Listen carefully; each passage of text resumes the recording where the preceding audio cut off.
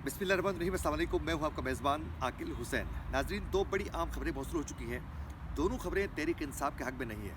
पहली खबर Lahore high court से है, जो यकीनन इमरान खान की गिरफ़्तारी के लिए ये खबर जो है राह हमार कर सकती है। आज का जो फ़ैसला आया है लाहौर हाई कोर्ट से, वो इमरान खान के लिए बिलख़ुसूस बहुत ज़्यादा परेशान कुन है। और आज की दूसरी जो बड़ी खबर है, वो सिर्फ़ इमरान खान के लिए नहीं, बल्कि बुशरा बीबी जो इमरान खान की अहलिया है, उसके लिए भी परेशान कुन है।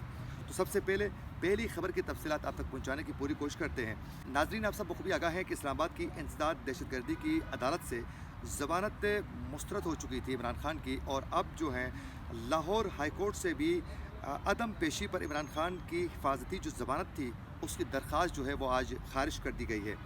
लाहौर हाई कोर्ट के 2 रुकनी बेंच ने हिफाजती ज़मानत केस की समाअत में इमरान खान के पेश होकर वजाहत न देने की सूरत में तौहीन अदालत का भी नोटिस देने का बाकायदा अंदिया दे दिया है आज।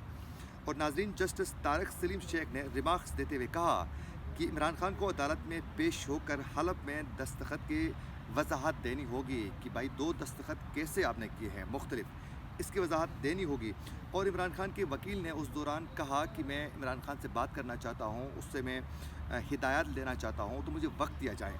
उस पर जस्टिस तारिक सलीम शेख ने समाअत 6:30 बजे तक मुलतवी कर दी थी, लेकिन 6:30 बजे के बाद भी इमरान खान अदालत में पेश न होने पर और फिर आगे नहीं बढ़ने पर इमरान खान के बाकायदा 6 बजे भी अदालत में पेश न होने के बाद लाहौर हाई कोर्ट की 2 रुकनी बेंच ने उनकी हिफाजती जो ज़मानत की दरख्वास्त थी उसे खारिज कर दिया।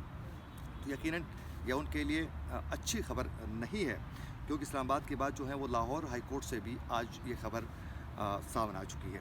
वहीं दूसरी जानिब आज की जो दूसरी बड़ी खबर है नाजरीन, वो ये है कि वफाकी तहकीकाती जो एजेंसी है FIA ने मुबैना तौर पर मनी लॉन्ड्रिंग के इल्ज़ाम पर एहसन जमील गुजर और उनकी जो अहलिया है फ़राह खान, जो फ़राह गोगी के नाम से बड़ी मशहूर है, और ये साबिक़ वज़ीर आज़म इमरान खान की जो अहलिया है बुशरा बीबी, उसकी बहुत ज़्यादा करीबी दोस्त भी है, उसको आज बाकायदा उसकी तलबी के साथ नोटिस जो है वो जारी कर दिए हैं।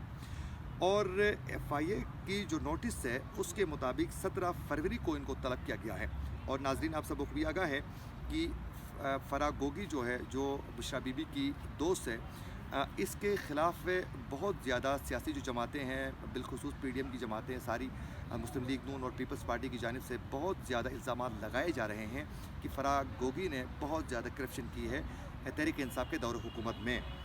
और नाज़रीन, एक और ख़बर भी आज गर्दिश कर रही है।